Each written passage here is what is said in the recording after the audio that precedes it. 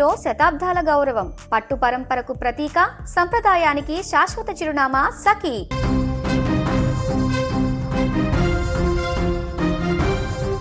ఆ ఇల్లు ఒకప్పుడు నవ్వులతో కళకళలాడేది. ఇద్దరు చిన్నపిల్లల అల్లరితో ఆ ప్రాంగణం ఎంతో మురిసిపోయేది. కానీ ఇప్పుడు అక్కడ వినిపిస్తున్నది కేవలం మౌనం, ఒక భయంకరమైన నిశ్శబ్దం. ఖమ్మం నగరం నడిబొడ్డున మామిళ్ళగూడెంలో ఒకే కుటుంబానికి చెందిన ముగ్గురు మరణించిన ఉదంతం మిస్టరీగానే మిగిలిపోయింది. ఒకే కుటుంబంలో ముగ్గురు ఒక్కొక్కరుగా లోకాన్ని వదిలి వెళ్ళిపోతుంటే ఆ ఇంట్లో ఏం జరిగిందో చెప్పే సాక్ష్యమే లేకుండా పోయింది. అసలు ఆ 4 గోడల మధ్య ఆ రాత్రి ఏం జరిగింది? ఇది ఆత్మహత్యలా లేక మరేదైనా కుట్ర ఉందా? విధి ఆడిన వింత నాటకంలో ఆ కుటుంబం ఎందుకు బలైపోయింది? ఖమ్మం జిల్లాలోని మామిళ్ళగూడెంలో చోటు చేసుకున్న ఒకే కుటుంబానికి చెందిన ముగ్గురు మృతి ఉదంతం ఇప్పుడు స్థానికంగా తీవ్ర కలకలం రేపుతోంది. తొలుత తండ్రి రాము, కుమార్తె దివ్యశ్రీ అనుమానాస్పద స్థితిలో మృతి చెందగా హాస్పిటల్లో చికిత్స పొందుతున్న భార్య రమ్య కూడా కన్నుమూసింది.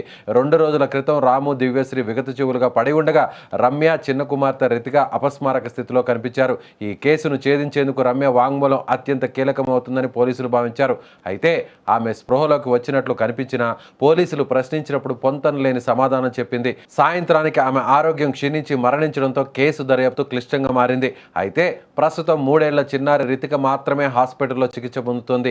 మరణాలకు గల కారణాలపై పోస్ట్ మార్టం నివేదికలోనూ స్పష్టత రాకపోవడం గమనార్హం. దీంతో పోలీసులు మృతుల శరీర భాగాల నమూనాలను ఫోరెన్సిక్ సైన్స్ ల్యాబ్కు పంపించారు.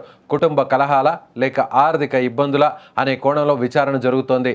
దంపతులకు సంబంధించిన ఫోన్ కాల్ డేటాను పోలీసులు విశ్లేషిస్తున్నారు. FSL రిపోర్ట్ వస్తేనే వారు విష ప్రయోగం చేసుకున్నారా లేదా మరేదైనా జరిగిందా అనే విషయంలో స్పష్టత రాబోతుంది. దీంతో ఈ కేసు ఇప్పటికీ మిస్టరీగానే కొనసాగుతోంది.